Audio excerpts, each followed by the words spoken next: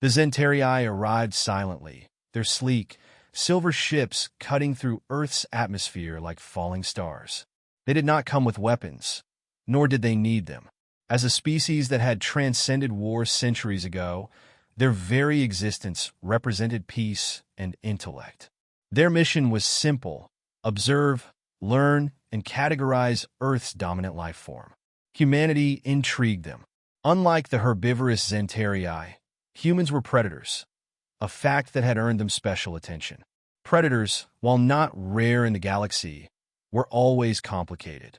They were driven by instincts that often clashed with the calm, deliberate reasoning of more peaceful species. The Zentarii had seen countless examples of predator worlds, most of which devolved into self-destruction before achieving spacefaring capabilities. Yet here was Earth, teeming with predators, and it thrived. It defied every precedent. Through their vast network of observation drones, the Zentarii began their study. They watched humans from above, dissecting their societies and cultures with clinical detachment. What they found initially aligned with their expectations. Humans hunted, competed, and fought for dominance. Yet they also collaborated in ways no predator species should. They built cities, forged alliances, and created art that spoke to something far deeper than base survival. Humans, it seemed, were more than just predators. They were paradoxes. The Zentarii's focus soon narrowed to cultural divisions. Humanity's diversity was staggering, and to fully understand them, the researchers began examining smaller subsets. One region quickly captured their attention more than any other: a land brimming with contradictions and extremes, a place where individualism clashed with patriotism, and competition was treated as a sacred art. America. From the first data streams, the Zentarii were captivated. Americans were not just predators. They seemed to revel in the identity. They glorified the hunt, whether it was through their history of frontier survival, their obsession with sports, or their cultural icons. They likened themselves to eagles and wolves, creatures that perched at the pinnacle of their ecosystems. Yet their predatory nature was not merely instinctual, it was cultivated. Americans, the Zentarii realized, had turned dominance into an art form. But what truly unsettled the researchers was the American obsession with power. In nearly every other society, power was seen as a means to an end: protection, survival, or progress. For Americans, power itself seemed to be the goal. They displayed it in their towering skyscrapers, their sprawling industries, and their ever-present symbols of strength. Even their humor, the Zentarii noted, often carried a predatory edge: sharp, competitive, and unrelenting. As they delved deeper, the researchers' fascination turned to unease. The Americans were not content to merely exist at the top of their food chain. They sought to bend their environment to their will. Where other cultures adapted to their surroundings, Americans engineered theirs, reshaping landscapes and conquering obstacles with a ferocity unmatched by any species the Zentarii had encountered. They did not simply survive, they dominated. This dominance, however, was not without its complexities. The Zentarii observed moments of profound compassion and cooperation among Americans, especially in times of crisis. Their competitive spirit, it seemed, did not preclude them from forming alliances when necessary. Yet even this, the researchers suspected, was part of their strategy. Americans did not cooperate out of weakness, but out of calculated strength. They built teams the way predators form packs, each member playing a role in the hunt. The pivotal moment came when the Zentarii intercepted a broadcast, a chaotic blend of news, entertainment, and commentary that epitomized the American psyche. It was a live debate, fierce and unyielding, where participants hurled arguments like weapons. The Zentarii were horrified and mesmerized in equal measure. This was not how intelligent species communicated. Or was it? Amid the verbal chaos, patterns emerged, sharp logic concealed beneath bluster, alliances forming and dissolving in real time. It was not chaos but a hunt, and each participant was both predator and prey. As the debate ended, one Zentarii researcher turned to another. "They do not just hunt," they said, their voice tinged with something dangerously close to fear. They hunt each other. The team's leader, a seasoned observer named Vakare, pondered the implications. This is more than we anticipated, they said finally. These Americans, they are unlike anything we have studied. If they ever reach beyond their planet, they will not just adapt to the galaxy, they will conquer it. The room fell silent. The Zentarii had studied predators before, but none had ever been so unapologetically dominant. Americans, it seemed, were not merely surviving in a world of competition. They were thriving, rewriting the rules as they went. It was a terrifying, awe-inspiring spectacle. Yet Vakare could not look away. There was something else about these humans, something that defied even the Zentarii's advanced understanding. Beneath their ferocity lay a spark of creativity, a boundless energy that turned every challenge into an opportunity. It was this, Vakare realized, that made them truly dangerous. They were not just predators, they were innovators, and that, more than anything, was the mark of an apex predator. The Zentarii decided they needed to test their hypothesis. Observing humans from afar was no longer enough. To understand the full scope of their potential, they would need to interact directly. The plan was simple: create a controlled scenario, observe how humans responded, and gather data. But even as the details were finalized, Vakare couldn't shake a growing sense of dread. "Do you think they'll notice us?" one of the junior researchers asked. Vakare's gaze lingered on the glowing images of America, a land of extremes and contradictions. "If they do," they said quietly, "we may be the ones being studied." With that, the team initiated the first phase of their experiment, unaware that their understanding of predators, and perhaps the galaxy itself, was about to change forever.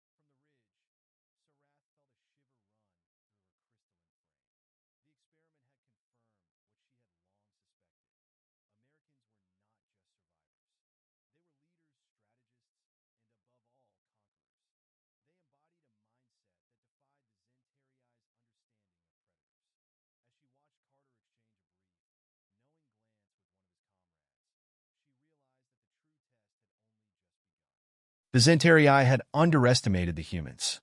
It was an error they would soon regret. In the days following the final challenge, the atmosphere around the humans grew thick with uncertainty. The initial excitement of survival and testing had faded, replaced by an uneasy realization that they were no longer the ones being tested. They were now the testers. The Zentarii had observed their every move, their every decision, but now the roles were shifting. The Americans, in particular, had caught the interest of the alien visitors, and not just for their physical prowess. It was their way of thinking, their insatiable drive for mastery, that unsettled the Zentarii most. As the humans gathered for the closing ceremony, Saratha's discomfort deepened. The atmosphere was no longer one of shared challenge. It was charged with the kind of tension that only apex predators could generate. Carter stood at the front of the group, his posture relaxed but radiating authority. His comrades surrounded him, forming a loose but impenetrable unit. They exuded a quiet, palpable power, the kind of power that could bend worlds to their will. Sarath felt an unsettling awareness creeping into her bones. She had studied their behavior, their tactics, but there was something else, something that transcended the simulation they had created. The Americans were not just reacting to the world around them. They were shaping it, bending it to match their worldview. They did not adapt to the rules of the experiment. They broke them and set their own. Kavir, ever the cautious strategist, observed the humans with a far more pragmatic eye. "They are a threat," he said quietly, his voice betraying the weight of his realization. "A species that seeks to dominate its environment, not merely survive. They have no respect for balance, Sarath. If they ever gain the power to venture beyond their world, they will change the galaxy in ways we cannot predict." Saratha's pulse quickened. "They have no interest in balance, Kavir. But neither do we. Our species evolved beyond that, and so must they. The question is not whether they will conquer, but how." It was then that Carter turned toward them. His eyes, sharp and calculating, locked with Saratha's across the distance. He had been aware of the Zentarii presence long before they had expected. His expression didn't shift. His features were stoic, but there was a flicker of recognition, a spark of something ancient that passed between them. "We know you're watching," Carter said, his voice carrying easily across the now quiet clearing. "We've known since you arrived. What exactly is it that you want?" Saratha's breath caught. The directness of his words stunned her. How had he seen through the layers of subterfuge so quickly? It was as though he had anticipated this moment from the very start. The realization struck her with force. The Americans were not just playing the game. They were the game. They understood the rules, and they had rewritten them before anyone had even understood what was happening. Kavir stepped forward, his voice steady but filled with an underlying wariness. "We came to learn, human, to observe your species, to understand your potential. We had no intention of confronting you. Then why the test?" Carter's voice was low, cutting through the air like a blade. "What were you hoping to find out?" Sarath hesitated, her mind racing. She had expected this confrontation, but the bluntness of his question unsettled her. "You are a paradox, Carter," she said, her voice carefully controlled. "You are predators, yes, but your kind does not act as mere beasts. You create, you destroy, you innovate, but always with the intent to dominate. That makes you different. And what's the problem with that?" Carter's tone was flat, unconcerned. "If we weren't like this, we wouldn't have made it this far. We wouldn't have survived. We wouldn't have built what we have." Sarath frowned. "Survival is not the same as conquest." Carter studied her for a long moment, then finally spoke. "And you came here to figure out whether we were worth the risk, right?" His eyes narrowed, a flicker of calculation in their depths. "You want to know whether we're going to challenge the status quo, whether we'll disrupt the balance you've worked so hard to maintain?" Saratha's mind raced. His words were unsettlingly accurate. The Zentarii had come to observe, to evaluate whether humans could coexist with the delicate balance they had fostered across the galaxy, or if their nature would destroy that balance. But Carter had seen through that pretense and called them out. "And if you were to decide we were too dangerous?" Carter's voice softened, but there was no mistaking the threat beneath it. Sarath paused. Her instincts told her to retreat, to recalibrate the mission. But something in Carter's presence held her grounded. He was not threatening in the traditional sense. He was simply stating facts, as though there was no choice but to accept them. And that was what terrified her the most. The air between them crackled with tension. The Americans had shown their true colors. They were not afraid of the Zentarii. They did not care about their advanced technology or their vast wisdom. They cared only about one thing: dominance. "We have watched you, learned from you," Sarath said slowly, her voice measured but filled with an unfamiliar weight. "But we did not anticipate your resolve. You're not merely predators, Carter. You are something more, and that is what worries us." Carter shrugged, as though the weight of his species' destiny was a mantle he had long since accepted. "We don't need to be anything else. If you're here to evaluate us, then you've already figured out the answer. We're not here to ask for permission. We're here to take what we want." Sarath felt her chest tighten. The realization that the Zentarii had misjudged the Americans hit her with an almost physical force. They had underestimated a species that thrived not only through survival, but through sheer, unrelenting will. A species that had never known true limits, that had conquered its world by creating its own. As Carter and his team turned away, retreating into the dense forest, Sarath turned to Kavir. The old ambassador's frills had lost their glow, his face drawn with the heavy weight of an unwelcome truth. "We are not prepared for them," Sarath whispered. Kavir's gaze was distant, but his voice held a cold finality. "No, but we will be."